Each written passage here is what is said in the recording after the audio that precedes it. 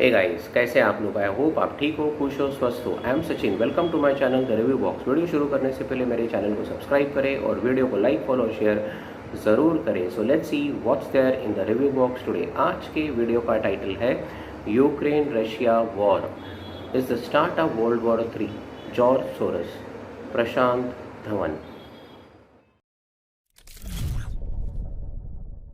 नमस्कार नहीं welcome you all world affairs. मैं प्रशांत धवन। आज के समय दुनिया भर का मीडिया, चाहे इंडियन मीडिया हो, वेस्टर्न मीडिया हो, एक पर्टिकुलर स्टेटमेंट को बहुत ज़्यादा इंपॉर्टेंस दे रहे हैं।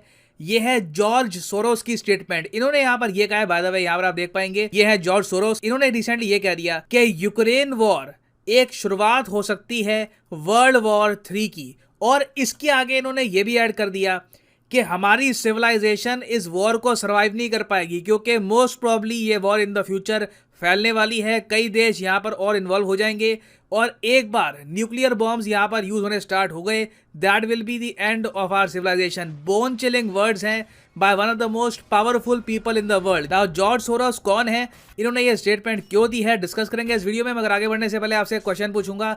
क्वेश्चन यहाँ पर यह है कि रिसेंटली वर्ल्ड इकोनॉमिक फोरम ने अपना travel and tourism development index निकाला है। इस इंडेक्स में भारत की रैंक 8 पायदान गिर चुकी है। तो आपको बताना है कि इंडिया की रैंक इस बार के latest travel and tourism development index में क्या है।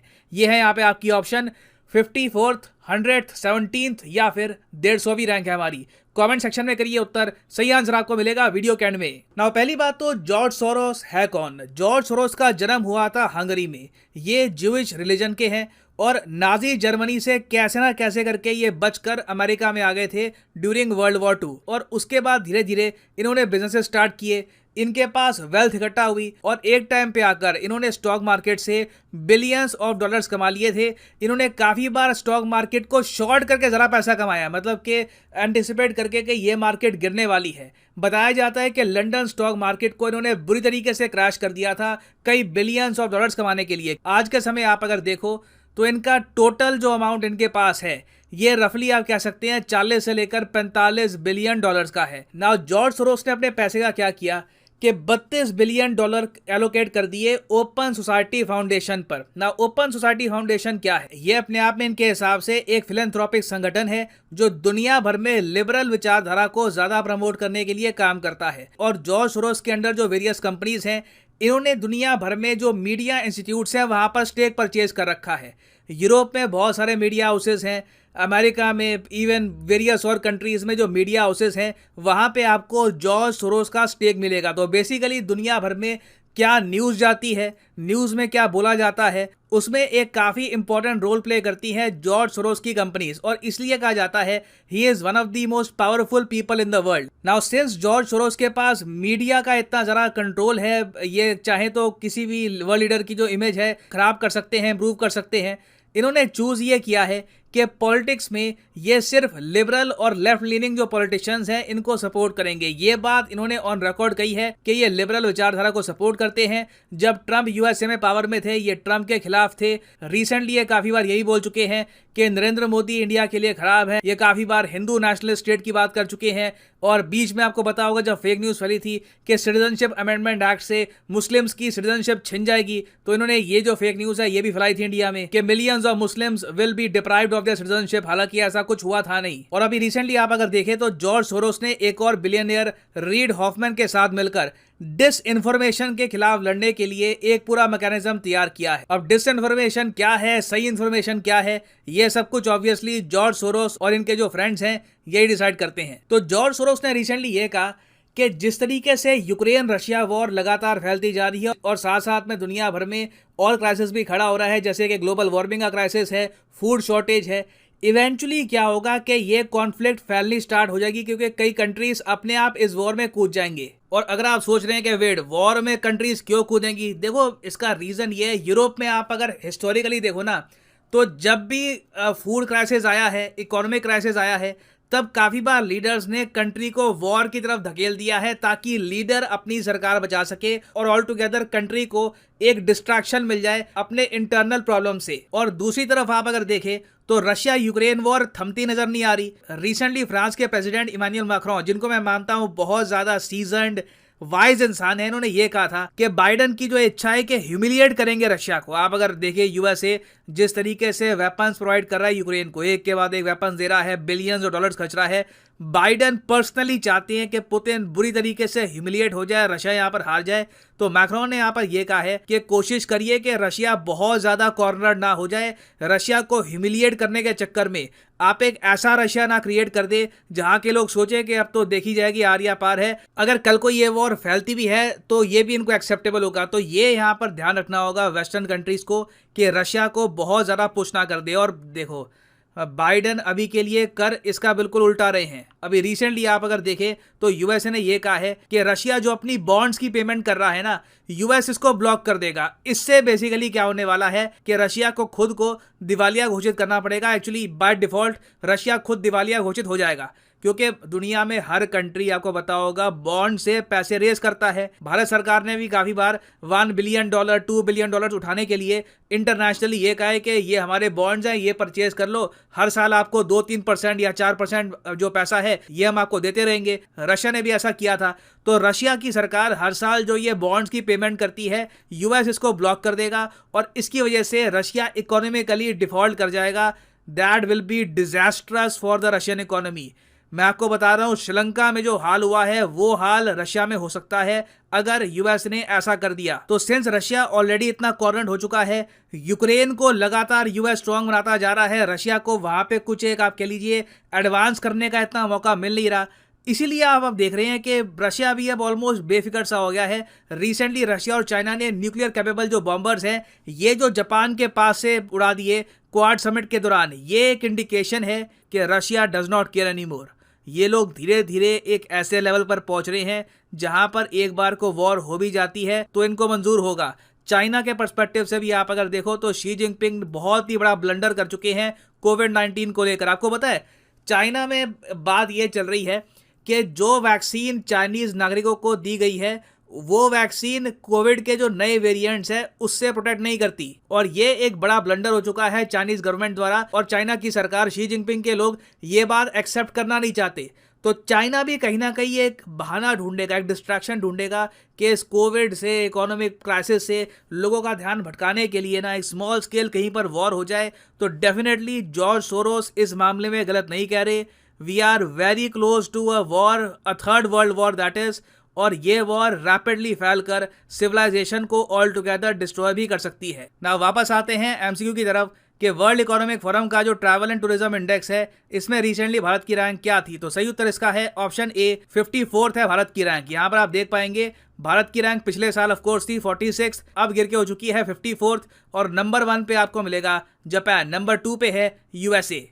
एंड फाइनली यहाँ पर मैं ये भी ऐड कर दूं कि आप अगर किसी भी एग्जाम की तैयारी कर रहे हैं, चाहे IIT, JEE, NEET, bank, SSC, UPSC, आप परचेज कर सकते हैं अकेडमी के क्वालिटी कोर्सेज। सिंपली जाओ कमेंट सेक्शन में, यहाँ पे आपको मिलेगा link. For example let's say आप प्रिपेयर कर रहे हैं फॉर यूपीएससी, क्लिक करिए यूपीएससी पर और यहाँ पे आप परचेज कर पाएंगे अकेडमी का यूनिक कोर्स जिसमें आपको हैवी सेविंग होती है अगर आप यूज करते हैं प्रोमो कोड PD10। मान लीजिए अगर आपके पास अभी है 1-2 साल का टाइम, आराम से आप 2024-25 में यूपीएससी का अटेम्प्ट देना चाहते हैं तो जो 24 महीने का कोर्स है ये आप कर सकते हैं परचेज। मगर जो प्राइसेस यहाँ पर लिखे हैं ये पे करने की आवश्यकता नहीं है। सिंपली यहाँ पे अगर आप कोड यूज करते हो PD10 तो प्राइसेस गिरने यहाँ पर स्टार्ट हो जाएंगे। The prices will just start falling, so use the.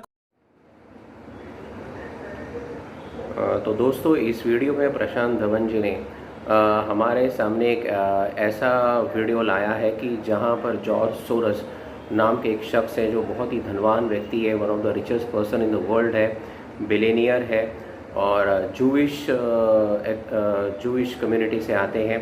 और ख़ास करके अगर उनका बैकग्राउंड देखेंगे तो वर्ल्ड वॉर 2 के समय में जर्मनी से वो वहाँ से भागे और फिर अमेरिका पहुँचे और बहुत सारी दौलत उन्होंने कमाई। स्टॉक मार्केट से उन्होंने बहुत दौलत कमाई और जो पैसा उन्होंने कमाया उसमें से बहुत बड़ा हिस्सा यानी लगभग $32 बिलियन के आसपास उन्होंने ओपन सोसाइटी फाउंडेशन नाम का एक NGO है उसको उन्होंने डोनेट कर दिया। उसके पीछे का मकसद ये है कि जो लिबरल विचारधारा है पूरे विश्व में, तो वो लिबरल विचारधारा जो है वो पहुंचनी चाहिए। और ख़ास करके जो राइटिस्ट है या फिर जो डिक्टेटर है या फिर जो ऑटोक्रेटिक रूल्स जिन देशों में है तो उसके खिलाफ मोर्चा खड़ा करना, ये उसके पीछे का एक मकसद है। अगर हम देखेंगे जॉर्ज सोरोस के बारे में, तो उनके चाहे फिर अमेरिका हो, यूरोप हो या अन्य जो देश है, वहाँ पर भी कई सारे मीडिया हाउसेस में उनके स्टेक्स हैं। और इस वजह से मीडिया क्या इन्फॉर्मेशन लोगों तक पहुंचाती है, उसके ऊपर बहुत हद तक उनका अपना कंट्रोल है, नियंत्रण है। और साथ ही साथ हाल ही में उन्होंने रेड हॉफमैन, जो और एक बिलियनियर है, उनके साथ मिलकर उन्होंने और एक मीडिया हाउस खोला है। और उसके पीछे का मकसद ये है कि वो डिसइन्फॉर्मेशन, जो झूठ है, जो फेक न्यूज़ है, उसे रोकने के लिए उन्होंने ये मीडिया हाउस शुरू किया है। कितनी ताज्जुब की बात है कि कुछ ही महीनों पहले यही जॉर्ज सोरोस थे कि जो एंटी डोनाल्ड ट्रंप व्यू रखते थे, ओपिनियन रखते थे, वैसे ही एंटी मोदी उनके व्यू, उनके अनुसार मोदी एक हिंदू नेशनलिस्ट है। इतना ही नहीं तो जो सिटीजनशिप अमेंडमेंट एक्ट था, उसके बारे में भी उन्होंने जमकर उन्होंने फेक न्यूज़ फैलाई और ये कहने की कोशिश की है कि जो आज हिंदुस्तान में जो लाखों मुसलमान रहते हैं, तो उनको उनके बेसिक अधिकार से उनको वंचित कर दिया जाएगा, उन्हें दूर कर दिया जाएगा। तो इस प्रकार की झूठी खबरें, फेक न्यूज़ फैलाने में ये माहिर है। तो दूसरी ओर एक ऐसा मीडिया वो खोलना चाहते हैं जो बताते कि ऐसे फेक न्यूज़ से हम कैसे बचें। तो ये तय कौन करेगा कि कौन सी इन्फॉर्मेशन सही है, कौन सी इन्फॉर्मेशन गलत है। तो जैसे मैंने कहा कि यहाँ पर पैसा बोलता है और दोनों बिलियनियर एक साथ आए हैं, तो बहुत ही स्वाभाविक है कि वो जो सोचते हैं, उनके जो विचार हैं, उनकी जो फ़िलॉसफ़ी है, उनके जो आइडियल्स हैं, उसी को वो अपने मीडिया के माध्यम से वो लोगों तक, वो सरकारों तक पहुँचाने की कोशिश करेंगे। ये उतना ही सच है जो उन्होंने कहा है कि चाहे फिर वो फूड शॉर्टेज है या फिर इकोनॉमिक क्राइसिस है या फिर ग्लोबल वार्मिंग है या फिर अभी हाल ही में जो रशिया यूक्रेन वॉर चल रहा है, तो उस बारे में है। तो ये सारे एक के बाद एक ऐसे सिलसिले हैं कि जो शायद है ना युद्ध की शुरुआत कर सकते हैं विश्व के अलग अलग कोने में। और एक और तो जो बाइडन है कि जो हाल ही में उन्होंने ये स्टेटमेंट दिया हुआ है कि वो पूरी कोशिश करेंगे कि रशिया के ऊपर और सख्त से सख्त सैंक्शन लगाए जाए। वैसे ही चाहे अमेरिका हो, यूरोपियन यूनियन हो या फिर फ्रांस हो, जर्मनी हो, इन्होंने वैसे ही बहुत सारे इकोनॉमिक फाइनेंशियल सैंक्शन रशिया पर लगाए हैं। और अब अमेरिका ये कहता है कि जो इंटरनेशनल बॉन्ड से रशिया पैसा खड़ा करना चाहता है, उसे भी वो रोकने की कोशिश करेंगे। तो अगर ऐसा हो जाता है तो शायद जिस प्रकार से आज आर्थिक स्थिति में श्रीलंका पहुंचा है, शायद उसी स्थिति में रशिया पहुंच जाएगा या शायद अपने आप को दिवालिया या बैंकरप्ट भी वो घोषित कर देगा। पर इससे नुकसान ही होने वाला है, इससे कोई फ़ायदा नहीं होगा। क्योंकि जब आप किसी को बहुत हद तक आप पूरी तरह से दीवार तक धकेल देते हो, पुश कर देते हो, और जब उसके पास कोई चारा नहीं रहता है तो उसके पास सिर्फ एक ही ऑप्शन होता है, युद्ध, वॉर। और कुछ ऐसी ही सोच यहाँ पर रशिया और चाइना रख रहे हैं। जब जो बाइडन अभी बीच में क्वाड के मीटिंग के लिए जापान आए हुए थे, तो बिल्कुल जापान के बगल से वहाँ पे रशिया और चाइना के जॉइंट मिलिट्री ऑपरेशन चल रहे थे और वहाँ पर न्यूक्लियर कैपेबल बॉम्बर्स को वहाँ से उड़ाया गया था। तो वो एक प्रकार की थ्रेट वो देना चाहते हैं कि अगर हम और पुश करने की कोशिश करेंगे तो हमारे पास दूसरा कोई ऑप्शन नहीं रहेगा, हम युद्ध के लिए बिल्कुल तैयार है। और एक और हम चाइना की ओर देख रहे हैं कि शी जिनपिंग जो है, उन्होंने वैसे भी बहुत सारे ब्लंडर्स की है। हिंदुस्तान के साथ उनका जो रवैया, उनका जो अप्रोच है, वो हम देख ही रहे हैं किस प्रकार से सीमाओं पर उन्होंने अपनी आर्मी खड़ी कर दी है। और जो कोरोना जो है, जो विरासत पूरे दुनिया को मिली है, कोरोना की जो गिफ्ट मिली है, वो इसी चाइना से मिली है। और देखिए कितनी ऐसी विचित्र बात है कि इस कोरोना को रोकने में वो पूरी तरह से कामयाब नहीं हो पाए। जो उन्होंने कोविड वैक्सीन्स उन्होंने जो बनाए, वो वैक्सीन्स उतने तत्पर नहीं, उतने कैपेबल नहीं है कि जो न्यू वेरिएंट्स आ रहे हैं कोरोना के, उससे लड़ने की ताकत उन वैक्सीन्स में नहीं है। तो आम लोगों का ध्यान भटकाने के लिए चाइना जो है शायद एक छोटा मोटा वॉर शुरू कर सकता है ताइवान के साथ, और पहले से ही वो ताइवान पर अपना पूरा अधिकार समझता है। तो हम देख रहे हैं कि ये ऐसी सारी जो घटनाएं एक के बाद ये सारी घटनाएं होती जा रही है। तेल के दाम बढ़ते जा रहे हैं और जो जॉर्ज सोरोस ने कहा, कुछ हद तक हम ये मान सकते हैं कि हाँ, यूक्रेन रशिया वॉर की वजह से शायद वर्ल्ड वॉर 3 की शुरुआत हो। पर हम यही दुआ करेंगे, यही प्रार्थना करेंगे भगवान से, ईश्वर से, कि सभी को सद्बुद्धि मिले, क्योंकि पहले ही वर्ल्ड वॉर 1 और वर्ल्ड वॉर 2 में हम लोगों ने देखा कि लाखों लोगों की जानें चली गई, लाखों करोड़ों रुपए की, अब्जों रुपये की संपत्ति जो है वो पूरी तरह से नष्ट हो गई। और हासिल क्या हुआ? तो हासिल कुछ नहीं हुआ। तो शांति से विचार विनिमय करके, डिस्कशन से ही हम किसी समस्या का हल निकाल सकते हैं, सॉल्यूशन निकाल सकते हैं। ये इन सारे विषयों को समझना चाहिए। तो बहुत ही सुंदर तरीके से इस वीडियो को दोबारा प्रशांत धवन जी ने हमारे सामने रखा। तो दोस्तों, इस वीडियो को हम यही समाप्त करते हैं। तब तो खुश रहिए, आबाद रहिए।